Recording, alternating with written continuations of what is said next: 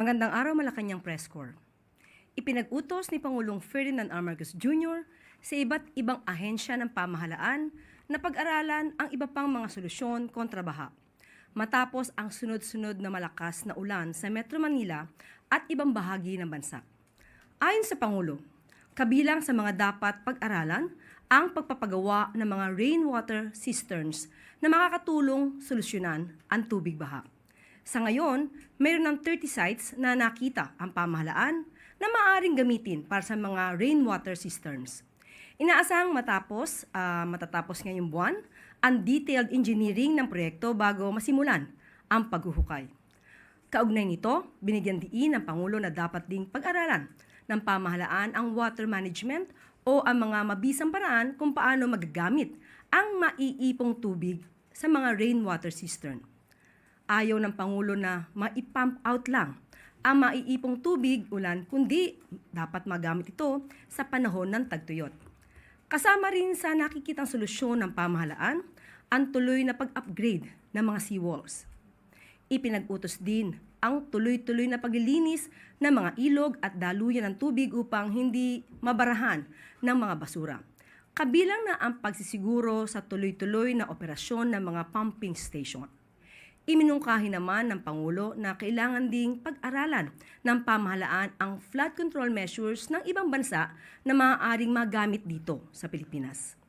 Batay sa ulat ng pamahalaan, umaabot sa 201.7 millimeters o halos 50,000 Olympic-sized swimming pools ang naipong tubig noong mga nakaraang araw, dulot ng sunod-sunod na pag-ulan. Sa situation briefing sa MMDA kahapon, binigyan diin ni Pangulong Marcos Jr. na naging epektibo ang kontrabaha program ng pamahalaan. Ilang buwan matapos itong masimulan ngayong taon. Ito ay matapos maiulat na walang baha sa ibang bahagi ng Metro Manila sa gitna ng malakas na ulan, gayon din ang mabilis na paghupa ng tubig baha sa ibang lugar na madalas bahain. Nasiyahan din ang Pangulo sa mabilis na aksyon at pagresponde ng pamahalaan sa mga apektadong residente.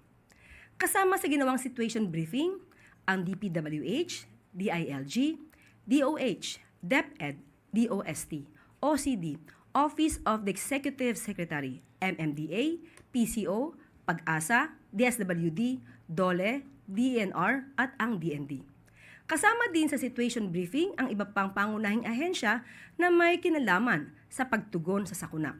Pero sa likod nito, binigyan diin din ng Pangulo na dapat magtuloy-tuloy ang kontrabaha program at siguruhing ligtas ang bawat Pilipino sa oras ng sakuna.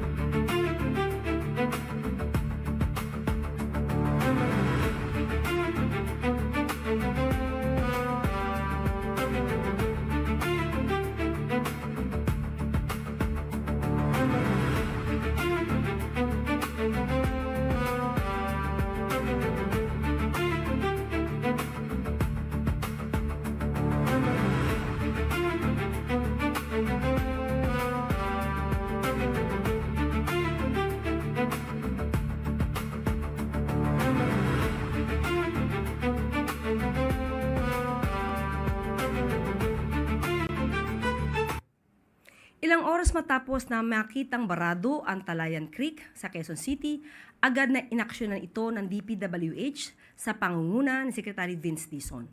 Alinsunod ito sa utos ni Pangulong Ferdinand R. Marcos Jr. na siguruhing agad na malinis ang mga estero, creek, kanal at ilog bilang isa sa mga solusyon kontra baha. Sa ngayon, tuloy-tuloy na ang daloy ng tubig sa Talayan Creek matapos ang clearing operations upang alisin ang mga nakabarang basura sa waterway na siya namang nagpapalala sa matinding pagbaha sa bahagi ng G. Araneta Avenue. Ang MMDA sa pangunguna ni Chairman Don Artes ay nag-deploy na rin ng mga mobile pumps sa 7 lugar sa Metro Manila kasabay ng declogging at clearing operations sa mga drainage at waterway sa Malabon, Navotas, Mandaluyong at Pasay City. Inalis na rin ng MMDA ang mga basura at debris na maaaring makabara sa drainage at makasira sa pumping equipment. Ang mga hakbang na ito ng Pangulo ay bahagi sa mga hakbang ng pamahalaan upang mabilis na tugunan ang problema dulot ng baha. Problema ng gobyerno, kundi problema ng behavior ng tao na sana magbago.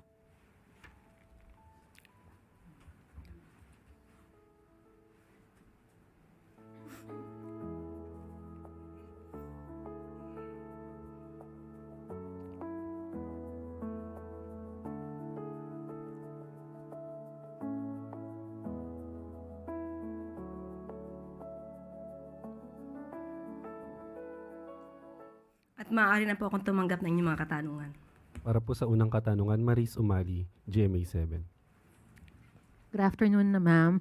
Ma'am, regarding po dun sa pag-recant ni Orly Guteza, has the President been informed or does he know about this recantation? Ano po ang reaction po niya? Parte ito ng balita kagabi.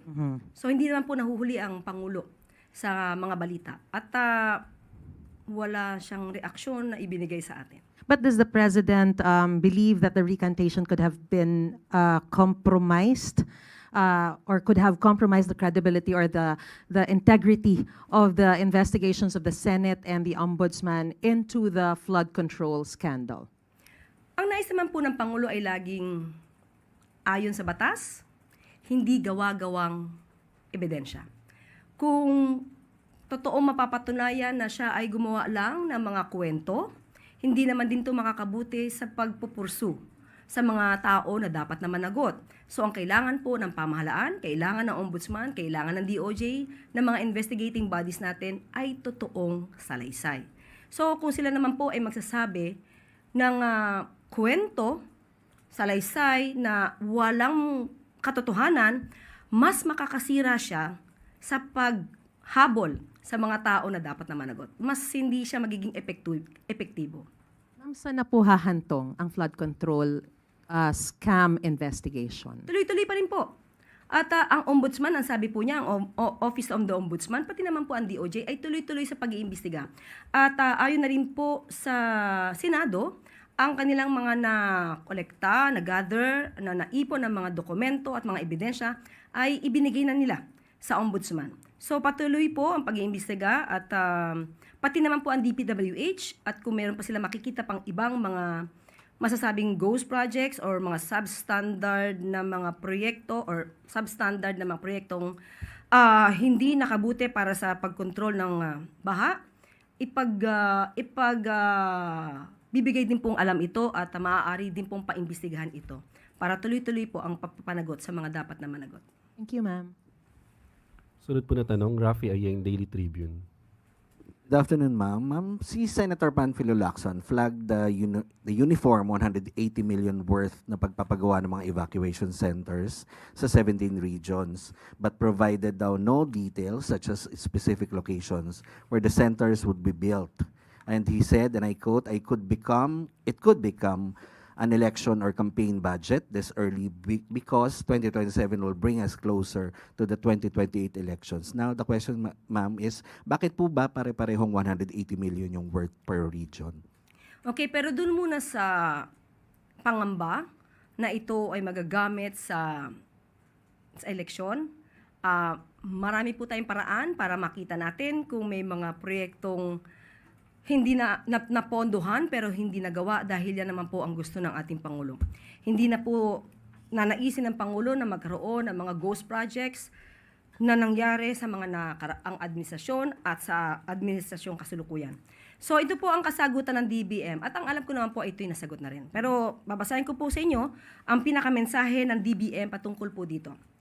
The absence of specific locations in the fiscal year 2027 NEP does not mean that the evacuation centers have no identified implementation process or may be located arbitrarily. Under Republic Act Number 12076 or the Ligtas Pinoy Centers Act, the NDRRMC, in coordination with the LGUs and relevant agencies, is specifically mandated to identify and prioritize the sites while DPWH serves as the implementing agency. The sites must be selected based on technical considerations, including disaster risk, topography, available land, and the actual needs of communities. Thus, the specific locations are determined through the process prescribed by law rather than by DBM or DPWH discretion. For fiscal year 2027, the proposed allocation covers 2 Ligtas Pinoy centers per region at 90 million pesos per center based on the LPC 5-year implementation plan, inclusive of the site development and adjustments for unique site conditions. The site identification process is already underway. On 10 August 2026, DPWH formally requested from the Office of the Civil Defense the prioritized list of sites to ensure that projects are properly identified and ready for implementation. In short, the purpose, number, cost, and implementing framework are already defined. The specific sites are being finalized through the legally mandated prioritization process. So, nakadefine naman po ang numero kung ilan ang papagawa, kung magkano, at yung implementing framework ay nakasaad na rin po. Ang hinahanap na lang po ay yung tamang site. And another po is, may sabi po ni Senator Lacson din, may mga ayuda items sa NEP 2027 na hindi naman daw po masama, pero hindi pang long-term development action din po. Sa ngayon po, alam po naman natin na lahat ng mga ibinibigay natin na mga ayuda sa ating mga kababayan, tulad ng Walang Gutom Program, ito ay pangtawid gutom. So sa mga pagkakataon na yung ibang mga kababayan natin ay walang trabaho, natanggal sa trabaho, or naghahanap pa ng trabaho at hindi nakakaya na sustenahan ang pangangailangan ng kanilang mga pamilya, ay nandyan po ang tulong ng pamahalaan. Pati po yung mga katulad ng 4Ps, ito po ay nakakatulong sa mga estudyante para mas marating nila ang kanilang minimiti na adhikain or ambisyon. So, may mga pagkakataon talaga na hindi ito pang matagalan, pero yung effect nito sa ating mga kababayan ay pang matagalan. Salamat po. Sunod na tanong, Clay Partilla, PDB4.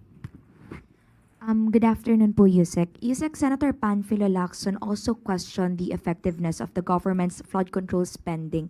Nabanggit niya po na 1.9 trillion pesos yung na-allocate from 2011 to 2025 under 3 presidents, and yet the result is uncontrolled flood. Your reaction po, ma'am?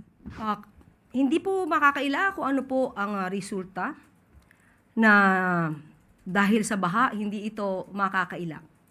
At maganda rin po na ito po ay nabanggit mismo ni Senator Lacson dahil ito'y nagpapatunay lamang na sa tinagal-tagal ng panahon ay may kakulangan sa mga flood control projects. At karamihan nga ay mga ghost projects, hindi lang sa panahon ngayon, kundi sa mga nakaraang administrasyon. At yan po ang pinupunan ngayon ng administrasyon. At dahil po nagkaroon ng malawakang pag-iimbestiga dito, mas nabukas sa gobyerno kung ano pa ang dapat gawin at ano pa ang maaaring proyekto para magtuloy-tuloy ang pagkontrol sa baha, hindi lang sa panahon ng Pangulong Marcos Jr., kundi sa mga susunod pang henerasyon. So kahapon nga po sa situation briefing, napag-usapan din po na nakita po ng Pangulo na in a way, kahit papano po, yung paunang mga programa ng Pangulo patungkol sa kontrabaha ay nagkaroon ng magandang resulta. Dahil yung mga ibang binabaha sa Metro Manila, yes, bumabaha dahil sobrang lakas ng ulan at hindi ito mapipigil. Pero nakita po yung bilis ng paghupa ng tubig ulan. At yun po ang gustong mangyari ng Pangulo sa iba pang lugar dito sa Pilipinas. At pinag-usapan nga dito dahil yung iba mga culvert ay napakaliit at ito po ay gawa pa ng post-World War II. So ngayon po ang nais ni Secretary Vince Dizon at ito yung napopropose at sa iba ay nagawa niya na yung culvert na kasya pati tricycle. So para mabilis na umagos ang tubig ulan. So marami pong proyekto ang Pangulo na nabanggit, nais ang proposal ng Pangulo kahapon. Marami siyang proposal na nabanggit kahapon. At maganda naman po ang mga response, especially ng MMDA dahil naghahanap nga po sila ng catchment para gawing rainwater cisterns at may mga napili na pong mga lugar. At mamaya ay hahanapin natin at hinihingi po ako mismo ng listahan itong 30 sites. And ma'am, another question po. Nabanggit po kanina ni President Marcos yung garbage problem na bumabara nga po sa mga pumping station. How is the government monitoring po the compliance and implementation po ng Extended Producer Responsibility Law which requires yung mga malalaking kumpanya na i-recover po yung kanilang mga packaging by 60% po sa taong 2026? Okay, kinuha natin po mismo ang tugon ng DENR dito dahil nga nakita po natin na karamihan na lumulutang dito sa river ay halos plastic. At kailangan talaga na mas magkaroon ng responsibilidad, magkaroon ng pagpapatupad or pagtugon sa obligasyon, hindi lang ng gobyerno, kung hindi lahat tayo, lalong-lalo siguro ang ating mga kababayan, mga residente, at mga entities or korporasyon. So ang sabi po ng DENR, ito po ang kanilang tugon. Aktibong binabantayan ng DENR ang pagsunod ng mga kumpanya sa EPR law sa pamamagitan ng pag-audit sa kanilang recovery rates. Upang matiyak ang compliance, ang ahensya ay nag-issue ng 155 show cause letters sa mga potential obliged enterprises na hindi tumutupad sa kanilang EPR obligations. Ang EPR Act ay nagsisilbing carrot and stick mechanism kung saan obligado ang mga producer na bawiin at i-recycle ang kanilang plastic packaging waste. Pero sa nakita po natin, siguro mas dapat pang ma-monitor ang mga ginagawa ng mga kumpanya. Natutupad at nalalagpasan pa nga ng mga kumpanya ang mga itinakdang target. So, kung ang kumpanya ay tumutupad sa kanilang mga alituntunin at kanilang obligasyon, so makiusap tayo sa ating mga kababayan, mga residente, tumulong po tayo. Halimbawa, noong 2024, ang audited recovery rates ay umabot sa 59.98% para sa rigid plastics at 56.33% para sa flexible plastics na mas mataas sa legal target na 40%. Ang mga nakatakdang target para sa mga susunod na taon ay sa taong 2023, 20%, 2024, 40%, 2026, 60%, at 2028, 80%. So kapag hindi nag-comply, bibigyan po sila at papatawan ng penalty. So ang mga kumpanyang hindi makaka-recover ng kanilang plastic waste, footprint o hindi makakasunod sa mga requirement ng batas ay nahaharap sa mga multi-million peso na multa. Follow-up question, Samuel Medinilla. Good morning, ma'am. I-clarify lang po namin, na-mention po nila na meron pong na-send ang DNR na 155 show cause order. May company po ba na parang na-penalize na ng DNR for violation ng provisions ng EPR law?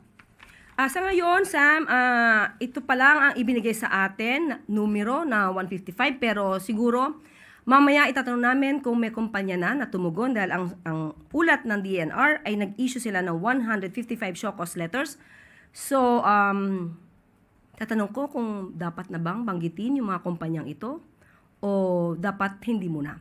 So, tatanungin muna natin sa DNR, kay Secretary Cuna, kung pwede naming isiwalat kung ano mga kumpanya ito. Last na lang po. Na-mention rin po nila kanina na carrot and stick method po yung ginagamit ng EPR law. meron po bang mga companies naman na parang nabigyan ng, recognized ng DNR na parang Sumunod. nag-exceed dun sa kanilang target? Yes, yes. Okay, mamaya din ay hihingi natin kung meron silang kopya ng mga kumpanya dahil definitely, ang mga kumpanya naman na sumusunod ay dapat na ma-recognize. So, ibibigay po namin sa inyo kung ano yung mga kumpanya kasi pag good news, mas mabilis ibigay. Pero kung mga maaapektuhan na kumpanya, tingnan po natin kung maibigay agad namin ang mga pangalan na ito. Thank you po. Sunod na tanong, Heidi Sampang, FEBC. Good afternoon, Yusek. On another topic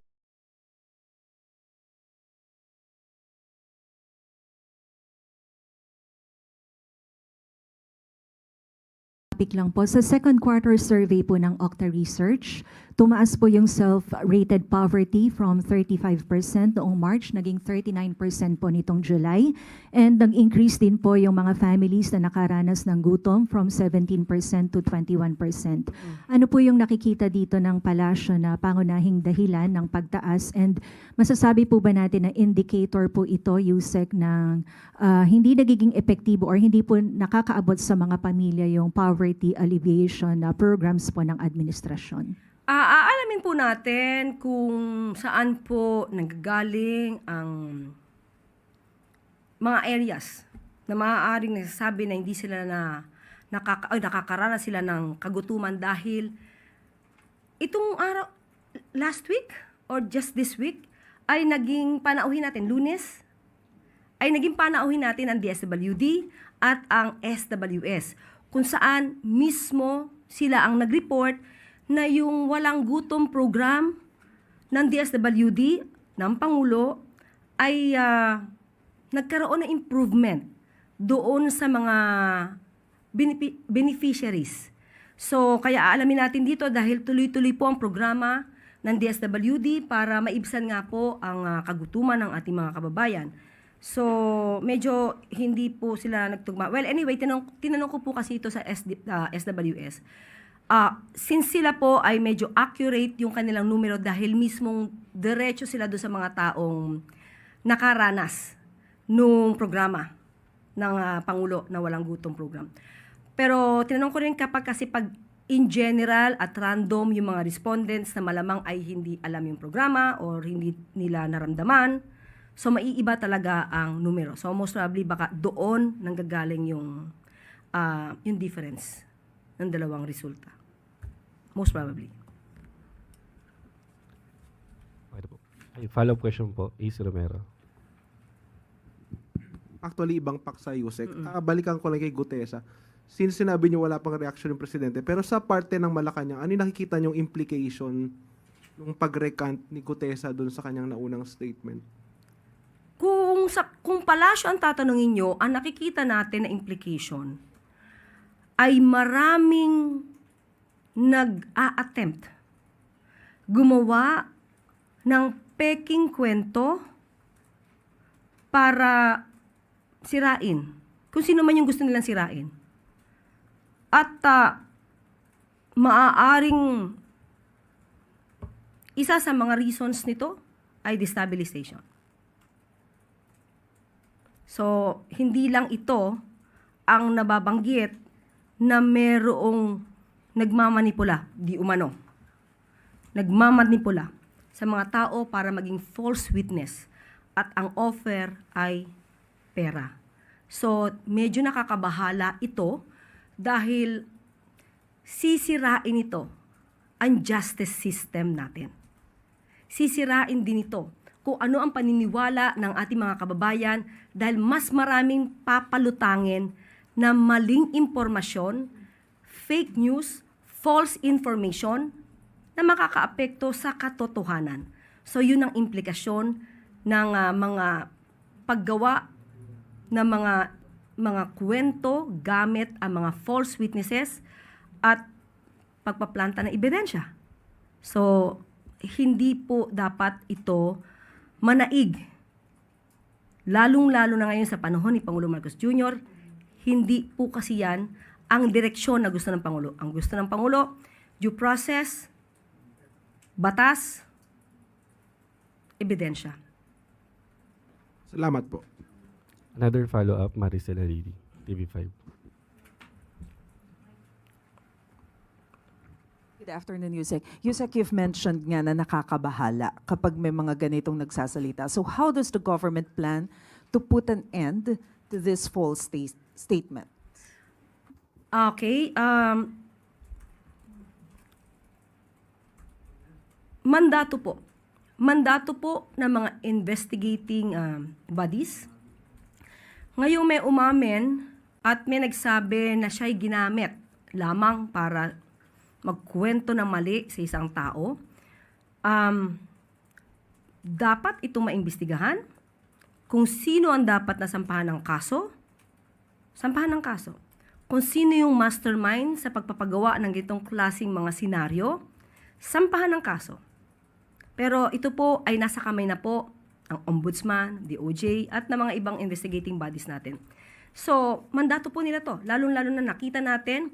Pero muli, ang gusto lamang po din ng Pangulo, dapat ang kwento ay totoo. So, kailangan din po na maimbestigahan kung ano yung sinabi ni Mr. Gutesa para, na ma-verify kung lahat din ng sinabi niya ngayon after siyang mag-recant ay may katotohanan. So, dapat po ma-check mabuti lahat, mabalanse lahat.